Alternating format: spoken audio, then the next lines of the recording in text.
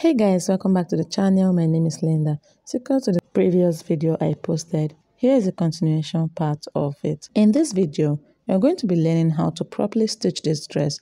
If this seems like what you're interested in, you might want to hit the subscribe button so we can dive in. So guys, I got this fabric I've been saving for some time now, so I decided to use it for this tutorial because the color of the fabric is actually giving. So as you can see, this is the wrong side of the fabric and the right side is much more pinkier than the wrong side. So I'm going to be making use of 3 yards for this tutorial. So this particular fabric is actually similar to that of crepe. If you are a plus size, go ahead and make use of 3.5 yards. So to start with, I already gone ahead to cut out my patterns and I traced it out on my fabric as well.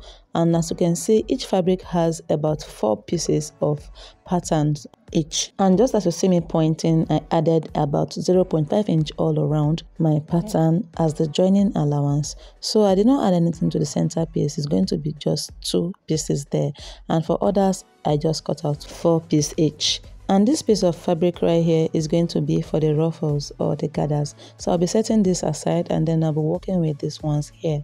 I'll go ahead and set these ones aside and work with the front piece. I'm already going ahead to attach my stay to 1 piece each of the front. So the front piece has 2 patterns each, one for the main fabric and one for the lining piece. The only difference here is that I attached my stay to the main fabric. So what you need to do is to set this part aside and then get ready to work on the yoke part. So for the yoke part, you already know I have 2 pieces, just like I mentioned earlier. So the first thing you need to do is to place them right side to right side, facing each other. Make sure they align equally and then go ahead and stitch it around the neckline by 0.5 inch. And then at the lower part, this part, and this part will be opened, not stitched. And then you go ahead and stitch the sides of this triangle, okay? And then after you're done with that, you need to also join the fronts to the side fronts. So go ahead and arrange it this way and then place them right sides facing each other. Stitch it by 0.5 inch from the lower part all the way up to the other end. And also you need to repeat the same thing on the other side as well. So basically the same thing you did for the front is what you're going to do for the lining piece. So I'll also do the same thing for the other part. This is my yoke. After I was done stitching it, this is what I had. And then I went ahead to also stitch the triangle part and also trim the excess fabric on the neckline and give it a notch all around the neckline and in between the triangles. So the next thing I'll go ahead and do right now is to turn it to the right side, inside out.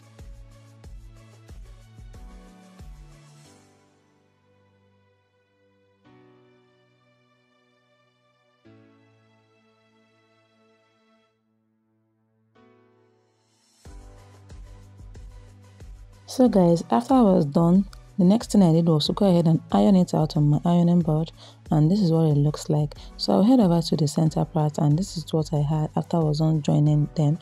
And also the same thing I did is what I did for the lining piece, as you can see. So the next thing I'll go ahead and do right now is to place my yoke right side to right side facing each other with my middle piece. So just go ahead and turn it over this way. Make sure you give it a notch by just folding it this way to get the midpoint. So I'm going to cut out a little piece of it as the notch, and I'll be doing the same thing for the middle piece as well.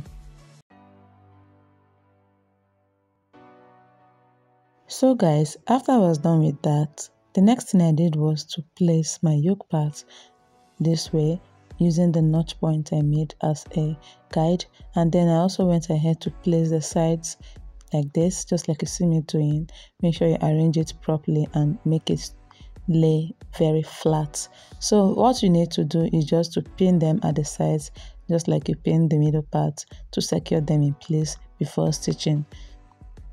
So I'll go ahead and just stitch it this way by 1/2 inch, and then I'll place the lining part right sides facing each other with the front piece and then stitch it by 1/2 inch. This is what I had after I was done. This is what it would look like after you're done. The armhole does not match up with the sides, but that's not a problem as we are going to be trimming that out later. So I'll go ahead right now and just turn it over this way and close the sides by about 1/4 inch here. This is what I had after I was done stitching the sides, as you can see. So I'll go ahead and also work on the lower part. So for the lower part, I brought out my lower part for the gown, and I have two pieces here because one is for the main fabric and one is for the lining. So I'll go ahead and stitch it at the sides as well, like I did for the up, and then I'll arrange it this way, then turn it over facing the right sides, and then stitch it at the waistline by 0.5 inch stitching allowance. After I was done stitching, this is what I had. And if you look closely, you're going to notice the joining I made at the waistline. So for me to determine the length of my dress, I'm going to be placing my tape rule from my shoulder and then measure what I had at the waist. As you can see, I have 17 inches just like I drafted.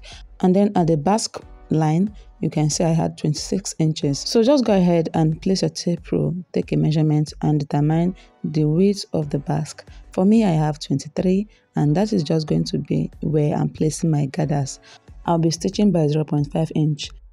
So to place your gathers, go ahead and place your tape rule this way to determine what you have left and what you'll be needing for your gathers. So I will have about 1, 2, 3, 4, 5, 6, 7, 8, 9, 10, 11, 12, 13, 14, and 15. So I'll be using 15 inches for my gathers. Total length of what I have is 40 inches for this dress. If you want yours to become longer, you should go ahead and definitely add it, okay? So my 15 inches gathers, I added 1 inch to make it 16, as you can see. The extra 1 inch I included is going to serve as our hemming and joining to the basque line.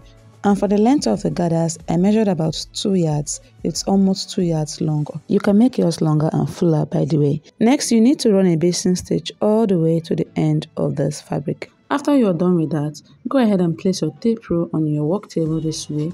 Then make sure you have 23 inches laying flat there. Then you need to pull one of the threads to make your gathers. Because I placed my tape rule as a guide, I'm going to be getting accurate measurement for my basque line. After making your gathers, if you're sure that your measurement is okay, go ahead and tie one of the threads at the end to prevent it from snapping backwards. This is what I had after I was done. The only thing left is to tie it up on both sides and then arrange my gathers to see the results. This was what I had after I was done. So the next thing I'm going to do right now is to go ahead and attach it to my basque. So to attach this, you go ahead and place it this way, right sides facing each other, then make sure you align it together. After I was done stitching, this was what I had, and the next thing I'm going to do right now is to iron it out and then make it look flatter. Then I will be working on the back piece. So guys, here are the upper part and the lower part of my back piece. As you can see, I have 4 for each pattern. 2 of them are going to serve as a lining piece. I'll go ahead and stitch the back piece in place, and this is what I had. After joining the upper part to the lower part, and I closed the neckline, and then I fixed the zipper, and also at the lower part I attached them together, and then I closed the sides like I did for the front. Then I attached my gathers to the basque line. So I'll just go ahead and open it up for you guys to see how it looks like on the inside.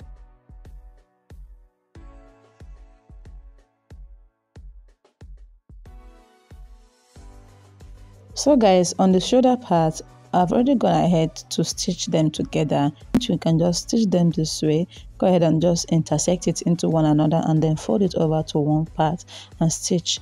Make sure you repeat the same thing on the opposite sides as well. Coming back to the armhole, I'll go ahead and trim out the excesses by measuring my armhole measurement here. So I'm marking 8 inches here, and then I'll place the 2 shoulders together and secure them with my pins to keep them in place. I'm doing this because I want to be able to trim it out all at once. You can either make use of your free hand or better still, get your French curve to trace them out properly. And then after you're done, get your scissors and trim it out. It should look like this after you're done. So just go ahead and cut out your sleeves and then attach it. For me, I decided to cut out a little sleeve of about 6 inches long. Now, your sleeve does not really have to look as short as mine. You can choose to make it medium or even 3/4, or even use a balloon sleeve. This is what I had after I was done cutting my little sleeve, and I'll just go ahead and stitch it like you see me pointing. I also went ahead to notch the middle part of the sleeve like this, so I can use this as a guideline when attaching them to my dress. So you need to place them right sides facing each other, then pin it and secure it in place, and then do the same thing for the other side as well. After you're done, go ahead and stitch it by 0.5 inch all around. This is how it looks like after I was done. So the next thing left for me to do is to go ahead and turn it to the wrong side, and then I'm just going to fold it together to close the sides. So guys, after I was done stitching, my dress came out looking really nice and cute. I also didn't forget to hem the lower part. That will bring us to the end of the video. I'll see you guys next time. Bye.